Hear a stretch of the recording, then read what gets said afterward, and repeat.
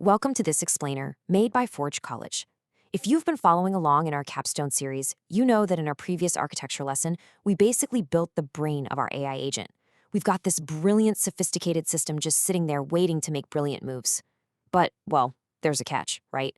A brain in a jar can't actually trade without a nervous system feeding it data. So today, our goal is building on-chain data adapters. This is going to serve as our essential engineering blueprint to give our AI the live, highly reliable market data it absolutely craves to function. Okay, let's dive into this master blueprint for systematically handling what is, frankly, completely chaotic blockchain data ingestion.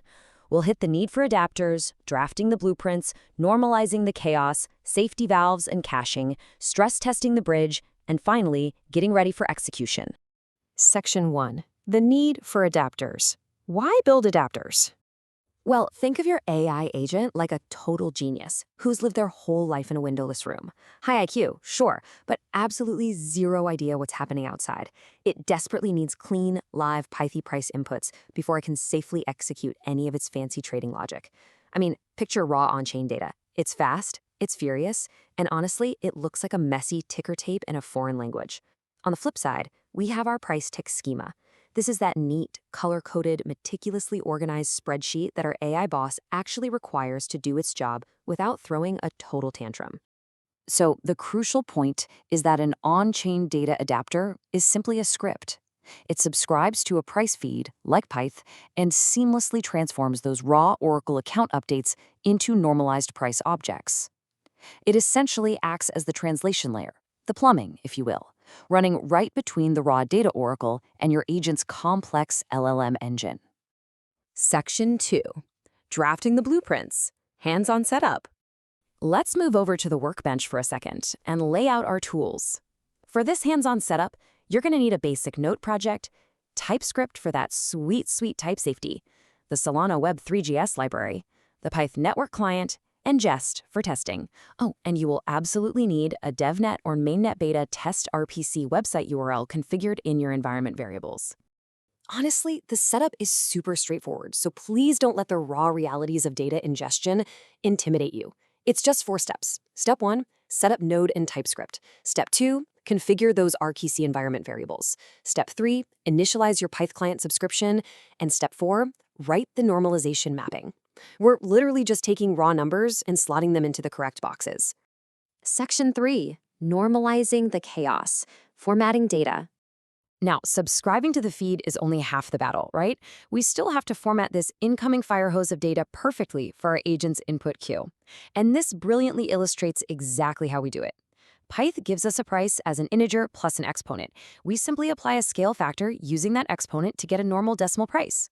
We do the exact same thing to scale the confidence interval. Then we convert the publish time into standard Unix milliseconds. And finally, we extract the symbol from the product account while firmly setting our source tag as Pyth.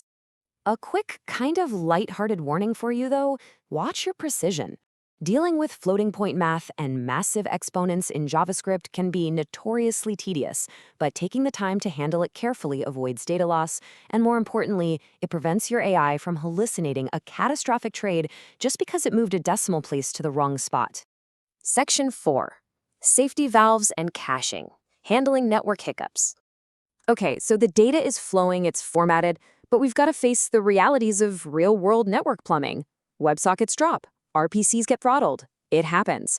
This is why we need to understand the difference between polling and subscriptions. Polling is like an annoying kid in the back seat repeatedly asking, "Are we there yet? Are we there yet?" It's super inefficient. Subscriptions, using WebSockets, are more like saying, "Hey, wake me up when we arrive." We overwhelmingly prefer WebSocket subscriptions for low latency feeds, but that means we proactively have to build in reconnection logic for when things drop. Building resilience into your systems is a core concept across a lot of Forge College learning programs. Here, it takes the form of exponential backoff. Think of it as a "don't panic, just wait a second" protocol. If the connection drops, you wait 250 milliseconds. If it fails again, wait a little longer, eventually capping out at a few seconds. And while you're waiting, you maintain a small in-memory cache, so your agent isn't left completely flying blind during a network hiccup. We also absolutely have to guard against stale data. Stale data is basically week-old bread. You do not want your AI taking a bite out of it. If you have a fast feed that usually updates every 5 seconds, and you suddenly go 10 seconds without an update, flag it as stale. It's a simple 2-by rule, but it acts as a massive shield, protecting your downstream execution logic from acting on totally obsolete market conditions. Section 5. Stress testing the bridge. 5-minute validation. So, the bridge is built and the guardrails are up. But before we let a fully autonomous AI drive a heavy-duty truck over it, we need to send a test train across. Let's move to and see how this builds into an automated validation run using a JScript. We call it the 5-minute stability test. You spawn your adopter process and collect the standard output for exactly 300 seconds. Just sit back, relax, and monitor the JSON lines being emitted. Now, what does a passing grade actually look like? Well, you want to see at least 30 normalized ticks received over those 5 minutes. Every single one needs to be perfectly valid JSON that matches your PriceTick interface, and crucially, there should be absolutely no gaps longer than 20 seconds without a stale flag being explicitly triggered. If you hit all those, it proves your adapter can maintain stability and format without just randomly crashing. But hey, if your test fails, don't sweat it. It happens to the best of us. You might hit RPC WebSocket limits or deal with that precision loss we talked about. Or maybe your stale windows are just way too aggressive. But the number one, absolutely most common pitfall, confusing a product account, which just holds metadata, with a price account, which holds the actual numeric data you need. Double check your keys. Section 6. Ready for execution. The final step. Once that test passes successfully, seriously, take a second to celebrate. You have just completed the operational bridge between live Oracle updates and your AI's decision engine. And because we were so strict about adhering to the schema from day one, wiring this into the next phase is going to be a total breeze. Your next step is just routing those beautifully schema-compliant JSON lines straight into the agent's inbound channel. That perfectly sets us up for the really fun stuff in our next lesson, actual trade execution and wallet management. Before we wrap up this explainer, I want to leave you with a bit of a provocative thought to chew on. If an AI agent's input data is flawed or even just slightly stale, just how catastrophic could its autonomous trading decisions become? Data integrity isn't just plumbing, it is literally the foundation of everything the AI does. Think about that for a bit. I highly encourage you to visit forge.college to dive deeper into this exact subject and explore other incredible Web3 topics.